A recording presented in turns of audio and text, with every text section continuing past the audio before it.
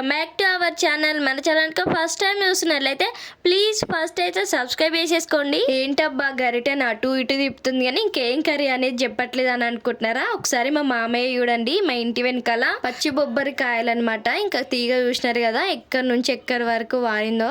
ఇంకా ఊరికే గుడాలు, ఇంకా కర్రీ కూడా వేసుకోవచ్చు, నార్మల్గా ఆలు వేసి కూడా వేసుకోవచ్చు కర్రీని. ఊరికే అలా ఎందుకనేసి ఇంకా మసాలాతోని పన్నీరే కాదు ఇలా కర్రీ కూడా వేసుకోవచ్చు. అండ్ హెల్త్ కూడా చాలా మంచిది ఈ కర్రీ. ఇంకా ఈ కర్రీని అలసందల మసాలా కర్రీ అని అంటారు.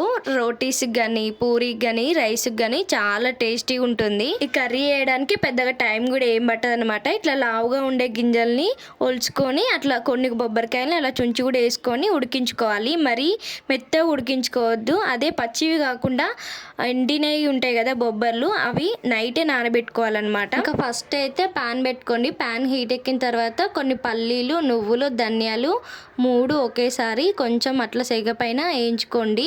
ఆ తర్వాత ఎండు కొబ్బర ఒక 4-5 ఎండుమిర్చి, ఒక 2 టమాటాలు, ఒక ఆనియన్ కట్ చేసి వేసుకోండి. అల్లం వెల్లిపాయలు కూడా వేసుకొని మంచిగా మిక్సీ పట్టి పెట్టుకోండి. ఆ తర్వాత ఇంకా అదే ప్యాన్లో ఒక పావు ఆయిల్ వేసుకోండి. ఈ కర్రీకి ఎక్కువ ఆయిల్ కూడా యూజ్ ఉండదు అనమాట. ఆయిల్ మంచిగా హీట్ ఎక్కిన తర్వాత ఒక బగారాకు, ఒక అనాస పువ్వు కూడా వేసుకోండి. ఆ తర్వాత ఇంకా మనం మిక్సీ పట్టుకున్నాం కదా ఆ గ్రేవీని అంతా అందులో వేసుకొని అదే మిక్సీ గిన్నెలో కొన్ని వాటర్ కూడా యాడ్ చేసుకొని అందులో వేసుకొని మంచిగా కలుపుకోండి.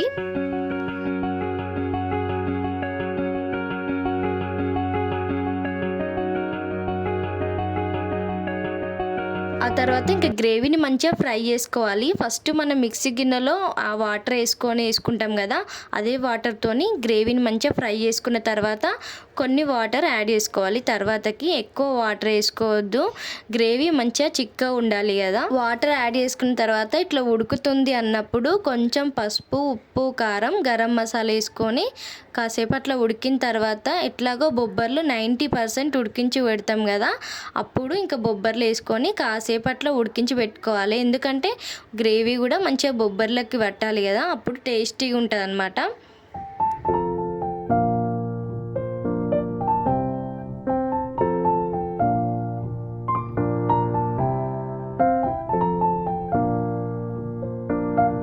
సో ఇంకా కర్రీ అయితే రెడీ అయినట్లే అనమాట. ఇంకా లాస్ట్కి కస్తూరి మేతి, మీ కొత్తిమీర కూడా వేసుకోవచ్చు మీరు ఉంటే. ఇంకా కొత్తిమీర లేదనమాట. ఇంకా నేనైతే అట్లా పుదీనా పెట్టేసిన. ఇంకా కర్రీ చూసినారు కదా అట్లా దగ్గరికి రావాలన్నమాట. ఇంకా మా బావ అయితే ఇంకా జీరా రైస్ చేయమన్నాడు అనమాట. ఈ కర్రీకి చాలా టేస్టీ ఉంది, ఒకసారి ట్రై చేసి చూడండి. ఇంకా నెక్స్ట్ డేకి కర్రీ ఉందనమాట. ఇంకా నేను చపాతీ చేసిన, చపాతీలకు కూడా అసలు చాలా బాగుంది. వీడియో నచ్చితే తప్పకుండా సబ్స్క్రైబ్ చేసుకొని లైక్ చేయండి, షేర్ చేయండి, కామెంట్ చేయండి.